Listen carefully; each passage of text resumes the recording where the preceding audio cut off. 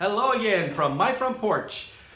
I want to talk to you about television shows today, specifically vintage TV, as it's sometimes called. See, I have found myself getting really wrapped up into watching older TV shows that were on back in the 60s and the 70s, even the 50s in some cases, and really enjoying them. Now, it's not that I didn't enjoy some of these shows before, because I do remember watching them.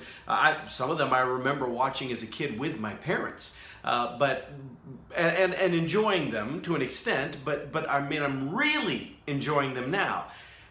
Granted, you could say, well, that's because you're getting older. And as you get older, you become nostalgic, and you look back on programs that used to be on, and you're like, oh, I remember those days. I don't know. Maybe there's some of that. Maybe that's part of what's going on. But I don't really think that's the case in this instance, because the shows that I'm finding myself gravitating to now are shows like Kolchak, the Night Stalker, starring Darren McGavin, the NBC Mystery Theater, specifically McMillan and Wife. Really enjoying catching old episodes of that. The series Maverick, the original series back in the 50s with James Garner. And I know that Jack Kelly and others were in there too, but I really like the James Garner episodes specifically. I think he just does the best job playing the Maverick character of any of the actors that they rotated through the roles there. But regardless, I find myself watching him and enjoying him. Now Maverick I've always enjoyed. This is a good example. Maverick I always enjoyed. I always have, all through the years. I've always enjoyed it. But what I'm getting out of it now when I watch it, I think is different than what I used to get out of it when I was younger. Because now, not only can I appreciate the storytelling and the acting and the character development, which were all things that I was appreciating, in the last couple of decades here, especially as I was writing scripts for plays and directing plays and stuff, and I was, I appreciated those things then in shows that I was watching too, and so I was able to do all of that back then. But now I find myself really appreciating the intelligence of the show, the intricacies of the show. As with any show, there's some episodes that are, come on, that was predictable. But there are some throwaways. There are ones that are done just for fun, things like that. But there are a number of the episodes that are really smart. That the storytelling is really tight. That the storyline that is spelled out, it really resonates. That all of the characters, not just Maverick, but the supporting characters too, that they're all really rich and defined, and that's great. But I see those things now that I didn't used to see before. And Kolchak, the Night Stalker, it's another example. That's, we move up into the 70s.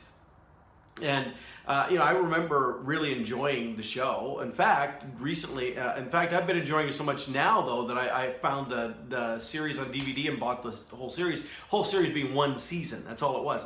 I found that hard to believe, because I remembered it. It had a bigger place in my memory than that. I thought for sure it'd been on longer, but nope, one season. That's all. Two TV movies, and then one season of the TV show. But again, it's like, oh, it's a monster of the week kind of thing, that's just a reporter who's, chasing. Yeah, technically it's the monster of the week format kind of show, but it's really intelligent. It's really done, and you read the little descriptions, like when it's on TV and you see the little guide thing, and it gives you the 2 or 3 sentence summary, and you read the summary thing, and you're like, I don't know, this one sounds like it might be kind of lame. This one, and then I watch the episode itself, and I'm like, wow, they handled that really well. That was pretty. And I've yet to watch one of the episodes that I, number one, don't find myself laughing out loud, literally at some point, because the humor in it is so good. Humor that I didn't appreciate when I was a kid, when I was younger, that now I can appreciate the humor the joke that's being told on many levels at one time, and the nuances of that.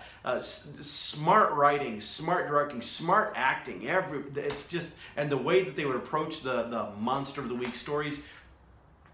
Really strong. I mean, it is in my opinion, it's in the category of the X-Files, or Supernatural in terms of the quality of the episodes. Again, with every series, there's some episodes that are great and some episodes that are not so great. But in general, it's done well. And I would say both X-Files and Supernatural are examples, again, of the Monster of the Week kind of story, or Alien of the Week in the case of X-Files, that do a good job of that now. But Kolchak the Night Stalker, that was a great, I had not really appreciated what a gem that was. And then McMillan and Wife, I mean, it's a police drama, but it's interesting because you've got the police commissioner of San Francisco, which is McMillan himself, and he's out solving crime, because it's kind of like, Heart to Heart did this in the 80s to a lesser degree. They had some good solid stories too, but they went a little bit flaky, I think, more often.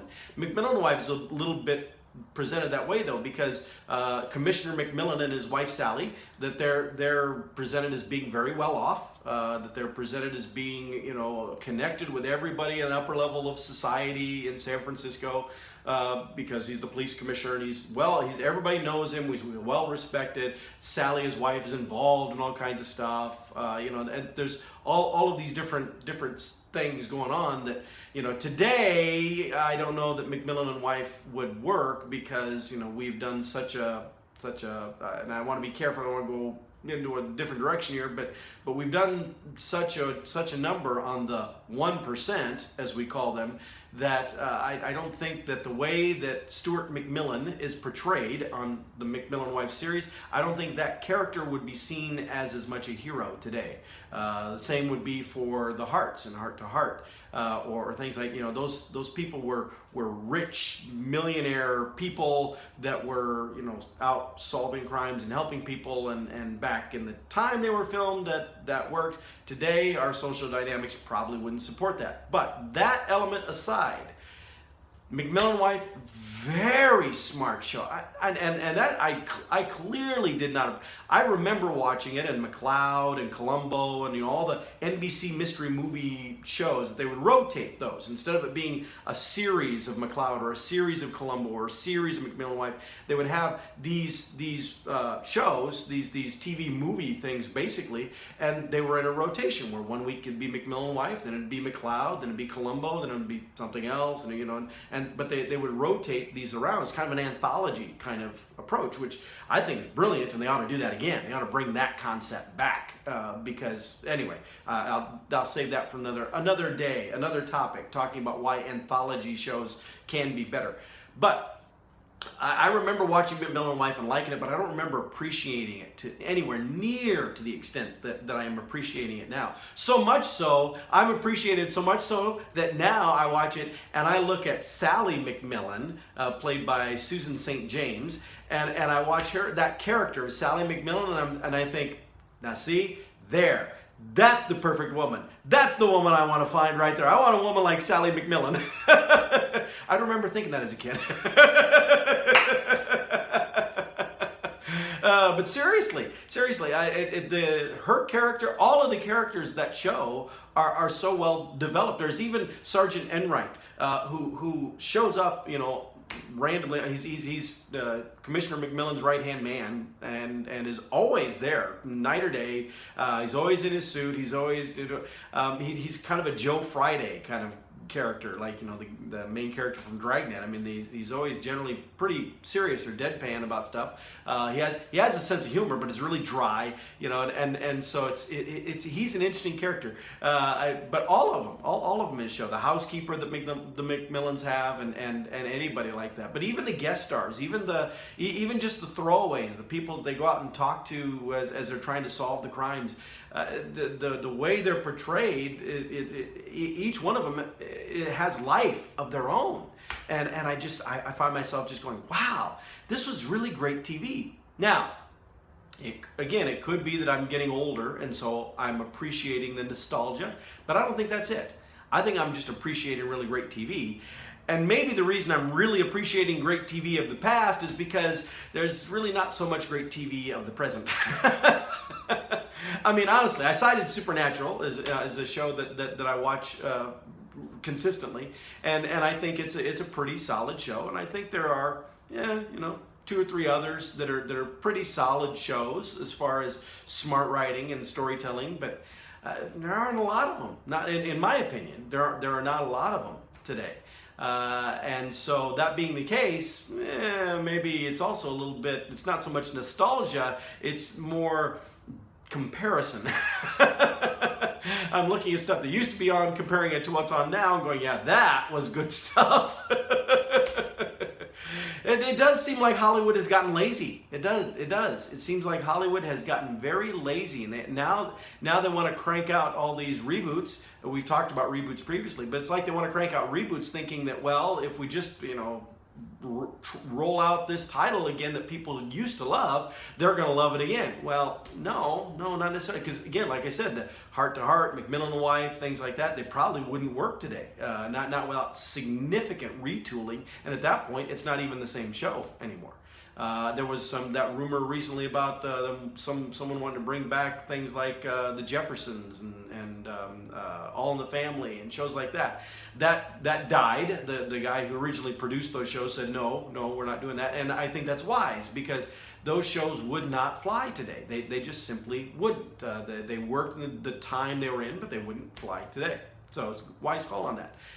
But I think Hollywood has gotten lazy, and they try to tap into past glory because for whatever reason, they either don't have the creativity or they don't have the chutzpah to run the shows that really give voice to the creativity, because that's what these shows were. Some of these shows were cutting edge. Some of the All in the Family, for example, that was an edgy show at its time. That pushed some boundaries. The Jeffersons, that pushed some boundaries.